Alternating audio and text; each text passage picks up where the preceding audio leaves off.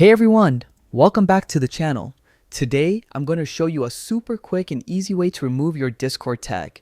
Whether you want a cleaner username or just prefer not to show your server tag, I've got you covered. And the best part, it takes only a few clicks. No external tools needed. First, open your Discord client and click the gear icon in the bottom left corner. This opens your user settings, where all the magic happens.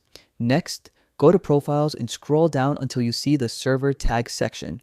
Here, you'll find the tag that appears next to your username in servers. To remove it, simply click the X button beside the tag. After that, make sure the field labeled "Select right here for server tag" is completely empty. This confirms that your tag has been successfully removed. Don't forget to hit Save Changes before closing the settings. Once that's done, you can close and reopen your profile to double check. You'll notice your username now appears clean without any server tag attached.